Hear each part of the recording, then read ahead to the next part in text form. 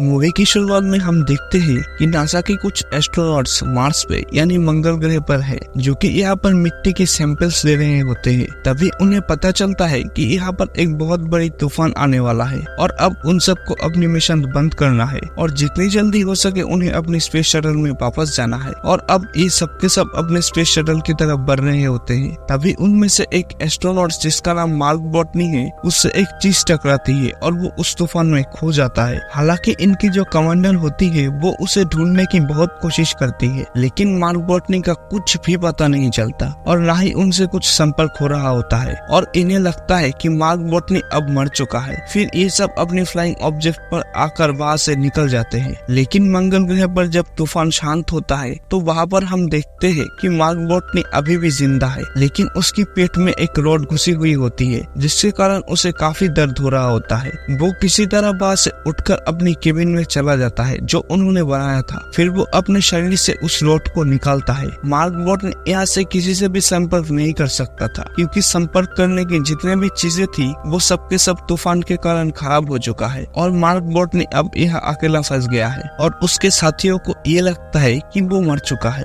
अगर उसे यहाँ से निकलना है तो उसे अगले 4 सालों तक इंतजार करना पड़ेगा, क्योंकि नासा का अगला प्रोजेक्ट 4 साल बाद यहाँ से 3200 किलोमीटर दूर आएगा और तब उसे वहाँ पहुँचना होगा। लेकिन मार्क बॉटनी 4 सालों तक इंतजार नहीं कर सकता था, क्योंकि उसके पास 4 सालों तक जिंदा रहने का खाना नहीं है और अब उसे किसी भी तरह से अपने लिए खाने का इंतजाम करना होगा। इसीलिए वो ये डिसाइड करता है कि वो यहाँ पर यानी मार्स पर खेती करेगा। उसके पास आलू होता है और वो यहाँ पर आलू उगाना चाहता है, लेकिन उसे मिट्टी को उपजाऊ बनाने के लिए बहुत सारा पानी की जरूरत पड़ेगी। लेकिन मार्स पर पानी नहीं होता। पर मार्क बॉटनी एक बॉटनिस्ट है, इसीलिए उसे पता है कि खेती करने के लिए किन किन चीजों की जरूरत है और वो अब यहाँ पर खेती करने की तैयारी करता है। बॉटनी एक जगह बहुत सारा मिट्टी इकट्ठी करता है, फिर उसमें आलू डालता है और उन्हें उगाता है। लेकिन अब उसे पानी बनाना है। पर अच्छी खबर ये होती है कि बॉटनी को पता है कि पानी कैसे बनाया जाता है। हाइड्रोजन में ऑक्सीजन मिलाकर उसे जलाने से पानी बनता है और यहाँ पर बॉटनी के पास सारी चीजें होता है और वो ऐसा ही करता है। पर जब वो पहली बार हाइड्रोजन में ऑक्सीजन डालकर मिलाता है तो एक जोरदार ब्लास्ट होता है, क्योंकि वो उस ऑक्सीजन को कैलकुलेट नहीं करता जो उसकी सांसों से आ रहा होता है। लेकिन अगली बार वो हाइड्रोजन और ऑक्सीजन मिलाकर जलाने में कामयाब हो जाता है और वहाँ पर पानी बनना शुरू हो जाता है। दरअसल इस तरीके से बाष्पीकरण होता है, जिससे वहाँ पर पानी की छोटी छोटी बूंदे बनना शुरू हो जाता है और उसकी मिट्टी को जितने पानी की जरूरत होता है वहाँ पर उतना पानी बन जाता है। फिर कुछ दिनों बाद वहाँ पर पहला आलू का पौधा अंकुरित होता है, जिसे देखकर बॉटनी को बहुत खुशी होती है। वहीं दूसरी तरफ पृथ्वी पर ये ऐलान कर दिया जाता है कि बॉटनी अब जिंदा नहीं रहे। पूरी मीडिया में ये खबर फैल जाता है और वो उसका फ्यूनरल भी कर देते हैं। पर अगले दिन जब उनका ऑपरेटर सैटेलाइट से मंगल ग्रह की पिक्चर्स देख रहा होता है तो वो देखते हैं कि वहाँ पर जो उनके सामान थे वो एक जगह से दूसरी जगह पर शिफ्ट हो गया है।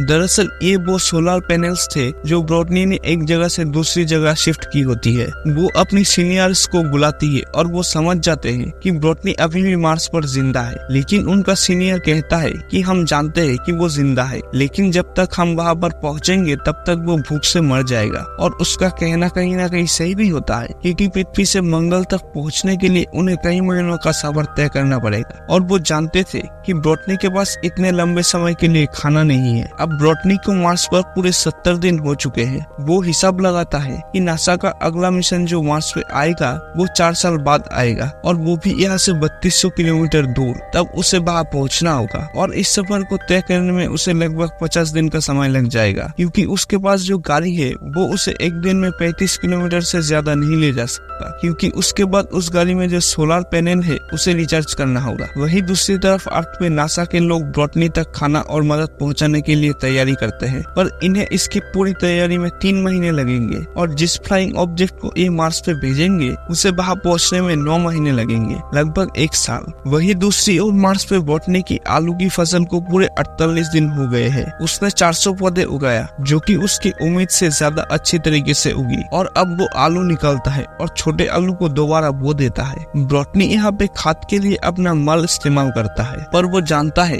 कि अगर उसने नासा से संपर्क नहीं किया तो वो भले ही कितने ही आलू क्यों ना उगा ले, पर वो जिंदा नहीं बचेगा। इसीलिए वो बाहर से एक ऐसी जगह जाता है जहाँ पर एक पथ फाइंडर होता है जो 1997 समय में खराब हो गया था और उसका संपर्क पृथ्वी से टूट गया था। फिर जब ब्रॉटनी उस तरफ जाता है तो अर्थ से नासा की टीम जो लगातार उसके मूवमेंट पर सैटेलाइट के जरिए नजर रखी हुई होती है, वो समझ जाती है कि मार्क ब्रॉटनी उस पथफाइंडर को लेने जा रहा है, क्योंकि वहाँ उसके अलावा और कुछ भी नहीं होता। पर ये बहुत ही पुराना सिस्टम होता है और ये सिर्फ मार्स से फोटो क्लिक करके भेज सकता है। इसीलिए ब्रॉटनी उस कैमरे के आगे 3 बोर्ड्स लगाता है। उसमें जो बीच वाला बोर्ड होता है उसमें लिखा होता है क्या आपको मेरा सिग्नल मिल रहा है, और लेफ्ट वाले बोर्ड पे यस लिखा होता है और राइट वाले में नो। और नासा अर्थ से उस पाथफाइंडर की कैमरे को यस की तरफ मूव करते हैं और ब्रॉटनी समझ जाता है कि वो मुझे देख रहे हैं और इस बात से उसे बहुत खुशी भी होती है। फिर इसके बाद ब्रॉटनी उनसे बात करने के लिए कोड्स का इस्तेमाल करते हैं और अब ये आपस में मैसेजेस की मदद से बात कर सकते हैं। और नासा से उसे मैसेज भेजा जाता है कि तुम्हारे लिए खाना और जरूरी सामान भेजा जा रहा है। ब्रॉटनी को यहाँ पर यह भी पता चलता है कि अभी तक नासा ने उसकी क्रू को ये नहीं बताया कि वो जिंदा है और जिस क्रू का ये मेंबर था वो अभी भी अंतरिक्ष में है और अर्थ की तरफ आ रहे हैं। पर अब नासा ब्रॉटनी की क्रू को ये बता देता है कि ब्रॉटनी जिंदा है। इससे उसकी क्रू मेंबर्स को खुशी होती है और दुख भी। उन्हें दुख इसलिए होता है कि वो ब्रॉटनी को वहाँ अकेला छोड़ाए, पर अब वो कुछ भी नहीं कर सकते। अब जब मार्स पर सब कुछ ठीक ठाक चल रहा होता है तभी जहाँ पर ब्रॉटनी ने आलू उगाया था वहाँ पर अचानक ब्लास्ट होता है और उसकी सारी की सारी फसल खराब हो जाता है और अब वो दोबारा फसल नहीं उगा सकता, क्योंकि जो वातावरण उसने वहाँ पर क्रिएट किया था वो सारा का सारा वातावरण नष्ट हो जाता है। और वो हिसाब लगाता है कि उसके पास जितने आलू है उन्हें खाकर वो तब तक जिंदा नहीं रह सकता जब तक पृथ्वी से उसके पास मदद पहुंचेगी, यानी कि जब तक उसके पास पृथ्वी से मदद आएगी उससे पहले ही वो भूख से मर चुका होगा। इसीलिए नासा ब्रॉटनी को एक मैसेज भेजते हैं और उसे कहते हैं कि तुम्हें अब जितना हो सके उतना कम खाना होगा, ताकि जब तक तुम्हारे पास खाना और मदद पहुंचे तब तक तुम जिंदा रह सको। और ब्रॉटनी ऐसा ही करता है। जो खाना वो एक दिन में 3 बार खाता था अब उसे वो एक बार का खाना 3 दिन तक चलाना होगा। वही दूसरी तरफ अर्थ पे नासा उसके लिए रॉकेट लॉन्च की तैयारी करते हैं, जिसमें उसके लिए खाना और जरूरी सामान होता है। लेकिन यहाँ पर उन्हें देरी हो रही होती है, इसीलिए वो उस रॉकेट की टेस्टिंग नहीं करते और उसे लॉन्च कर देते हैं। लेकिन ब्रॉटनी की किस्मत एक बार फिर से उसका साथ नहीं देता। लॉन्च होने के बाद रॉकेट आसमान में ही ब्लास्ट हो जाता है और इस वजह से सब लोग काफी निराश हो जाता है,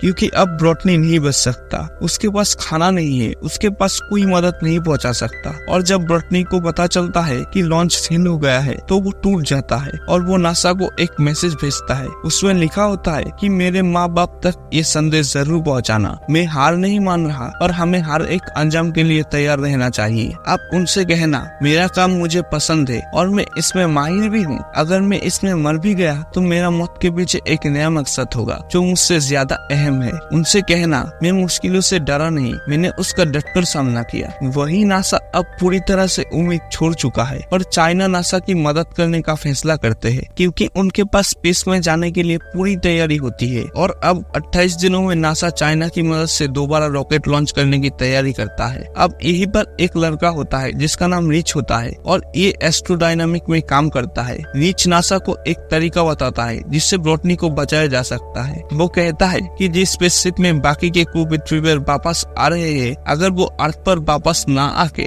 अर्थ का चक्कर लगाए और जब वो ऑर्बिट के पास होगा हम यहाँ से ऊपर स्पेसशिप में सारा जरूरी सामान पहुँचा देंगे और स्लिंगशॉट के जरिए उस स्पेसशिप को जिसमें आपके 5 एस्ट्रोनॉट्स वापस आ रहे हैं उसे दोबारा मार्स की तरफ धकेल देंगे। स्लिंगशॉट ग्रेविटेशनल पुल को कहते हैं, जिससे किसी भी अंतरिक्ष यान को ग्रेविटी की मदद से काफी तेजी से अंतरिक्ष में किसी भी दिशा में भेजा जाता है। रिच कहता है कि जब उनका यान मार्स के पास पहुंचेगा तब उन्हें मार्स पे उतरना नहीं है, क्योंकि अगर ये मार्स पे उतरेंगे तो इनका फ्यूल खत्म हो जाएगा और वो पृथ्वी पर वापस नहीं आ पाएंगे। वो उन्हें बताता है कि उन्हें मार्स पर नहीं उतरना है, बल्कि एक फ्लाइंग ऑब्जेक्ट जो कि मार्स पर ही है उसमें बैठकर ब्रॉटनी को मार्स की ऑर्बिट से बाहर आना होगा और जब वो ऊपर आएगा तो उसे बाकी के क्रू मेंबर्स पकड़ लेंगे। पर ये सब इतना आसान नहीं होगा। इसमें सिर्फ ब्रॉटनी की जान बचाने के लिए नासा वाले 5 एस्ट्रोनॉट्स की जान खतरे में नहीं डाल सकते, पर अगर वो ऐसा करते हैं तो वो ब्रॉटनी के पास वक्त से पहले ही पहुंच जाएंगे। लेकिन बाकी के क्रू जो अब अपने घर पहुंचने वाले हैं उनकी मिशन 533 दिन और बढ़ जाएगा। फिर नासा ये तय करती है कि वो ये नहीं करेंगे, क्योंकि वो सिर्फ ब्रॉटनी की जान बचाने के लिए, जिसकी जान बचने की उम्मीद पहले से बहुत कम है, अपनी 5 एस्ट्रोनॉट्स की जान खतरे में नहीं डाल सकते।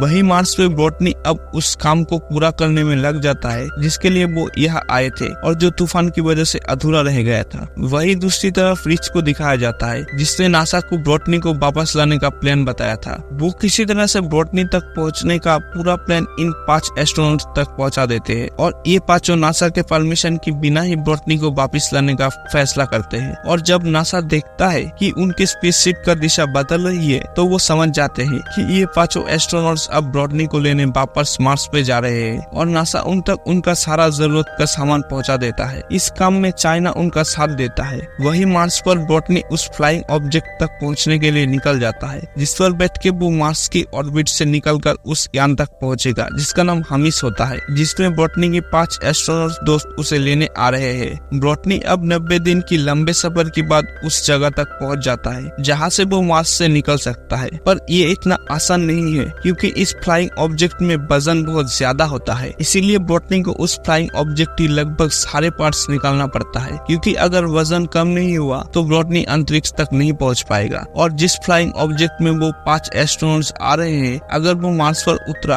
तो उसका फ्यूल खत्म हो जाएगा और वो वापस पृथ्वी पे नहीं आ पाएगा। इसीलिए ब्रॉटनी को अपने फ्लाइंग ऑब्जेक्ट में से 5000 किलो वजन कम करना होगा और ब्रॉटनी को अपने फ्लाइंग ऑब्जेक्ट से सभी सामान को उठाकर बाहर फेंकना पड़ता है। और अब ब्रॉटनी एक ऐसे फ्लाइंग ऑब्जेक्ट से अंतरिक्ष में जाएगा जिससे अंतरिक्ष तक पहुंचना बहुत मुश्किल है, पर ब्रॉटनी को ऐसा करना ही पड़ता है। पूरी दुनिया की नजर इसी मिशन पर होता है और ब्रॉटनी टेक ऑफ करता है। फिर उसका फ्लाइंग ऑब्जेक्ट अंतरिक्ष की तरफ उड़ना शुरू हो जाता है और वो अंतरिक्ष में पहुंच जाता है। उसका साथी उसके साथ रेडियो के जरिए कम्युनिकेट करने की कोशिश करते हैं पर वो अंतरिक्ष के दबाव से बेहोश हो गया होता है, इसीलिए बात नहीं हो पाती। पर कुछ देर बाद उसे होश आ जाता है और सब बहुत खुश हो जाते हैं। अब यहाँ पर एक और मुसीबत होता है कि ब्रॉटनी की स्पीड बहुत ज्यादा होता है और उसे पकड़ना इतना आसान नहीं है। ब्रॉटनी कहता है कि मैं अपने स्पेस सूट में छेद करूंगा और उसमें से जो हवा निकलेगी उससे मैं अपने आप को दिशा देकर तुम तक पहुंच जाऊंगा। उसके साथी उसे ऐसा करने से मना करते हैं। वही हमी स्पेसशिप की स्पीड अभी भी बहुत तेज होता है, इसीलिए उन्हें वहां बॉम्ब बनाकर अपने स्पेसशिप का एक हिस्सा ब्लास्ट करना पड़ता है जिससे उसकी स्पीड कम हो जाता है और अब उन्हें ब्रॉटनी अपनी ओर आता हुआ दिखाई देता है। फिर स्पेसशिप की कमांडर एक फ्लाइंग चेयर में बैठकर ब्रॉटनी को पकड़ने के लिए जाती है, पर जिस रस्सी से वो बंदी होती है वो खत्म हो जाता है और ब्रॉटनी तक पहुंचना अब नामुमकिन है। फिर ब्रॉटनी यहाँ पर वही करता है जो उसने कहा था। वो अपने स्पेस सूट में छेद करता है और अपने फ्लाइंग ऑब्जेक्ट को छोड़ देता है और उसकी स्पेस सूट से जो हवा निकल रहा होता है वो उससे अपने आप को दिशा देता है और किसी तरह से वो अपने कमांडर तक पहुंच जाता है जो उसे चेयर पे बैठकर वहां पर लेने आया था। लेकिन जैसे ही वो उसका हाथ पकड़ने वाला होता है वो उसके हाथ से छूट जाता है, लेकिन जिस रस्सी से वो बंदी होती है ब्रॉटनी उस रस्सी को पकड़ लेता है और इस तरह से ये ब्रॉटनी को वापस अपने स्पेसशिप में ले आते हैं और ब्रॉटनी की जान बच जाता है। और इतनी मुश्किलों का सामना करने के बाद जब ब्रॉटनी पृथ्वी पर वापस आता है तो वो एस्ट्रोनॉट्स का इंस्ट्रक्टर बन जाता है जो उन्हें ये सिखाता है कि दूसरी दुनिया में दूसरे ग्रह पर कैसे जिंदा रहा जाता है। और इसी के साथ आज की ये मूवी यहीं पे एंड होता है। अगर आप लोगों को एक्सप्लेनेशन अच्छा लगा तो कमेंट में जरूर बताना।